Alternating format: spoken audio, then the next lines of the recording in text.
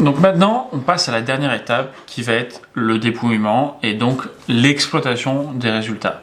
Donc c'est une méthode qui est finalement primordiale, c'est-à-dire que vous avez fait tout le travail juste avant et là vous avez vos résultats, vous êtes content, vous avez plein de gens qui ont répondu à votre questionnaire et là maintenant il va falloir analyser les résultats. Oui, il va falloir faire un bilan en fait tout simplement de ce que l'on a reçu et c'est vraiment une étape en fait très importante parce que on a fait tout ce que l'on a fait justement pour en arriver là et du coup ça va être important. Donc il va falloir faire ce bilan, voir la corrélation des réponses et puis pouvoir classifier tout ça, quoi.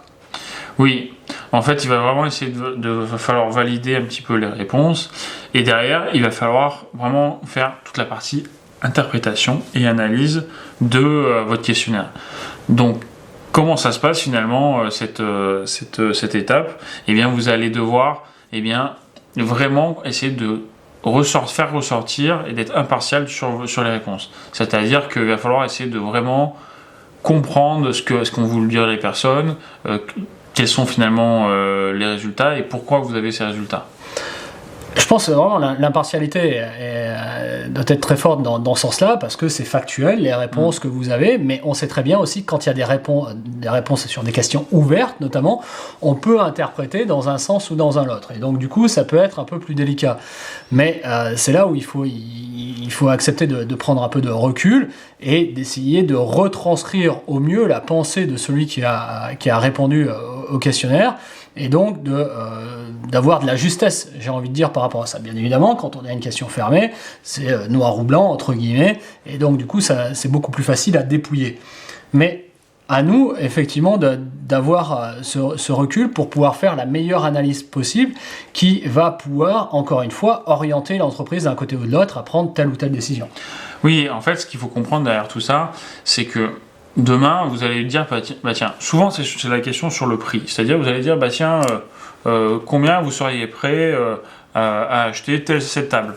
Les gens vont souvent surévaluer leurs réponses. Ils vont dire, moi je serais prêt à l'acheter pour 200 €. Des fois, les réponses sont faussées. Et c'est pour ça que ça va être important de bien comprendre quelle va être vraiment la véracité des réponses et de se dire, les gens qui n'aimaient pas ce produit. Pas du tout. Mais tiens, est-ce que c'est qu'ils n'aiment pas du tout parce que c'est pas beau, c'est trop cher, c'est mal fait, ou est-ce que c'est juste la couleur?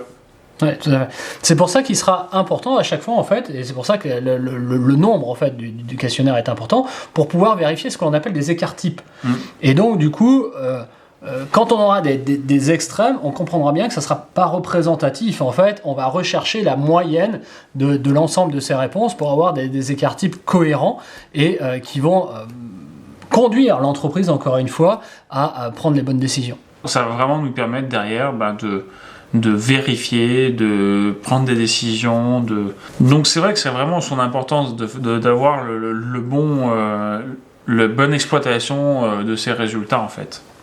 Il va falloir tirer des enseignements, mettre les bonnes statistiques en fait. On sait très bien que quand on va faire des questionnaires, c'est pour avoir des statistiques, pour avoir des moyennes, pour avoir la compréhension des écarts. Et donc du coup, c'est hyper important d'avoir les bons outils pour justement jauger ces écarts, pour jauger ces statistiques.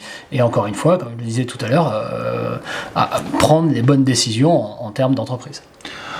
En tout cas, j'espère que ce cours vous aura permis de bien comprendre le questionnaire. On va aller voir derrière maintenant comment on en fait un exemple de questionnaire.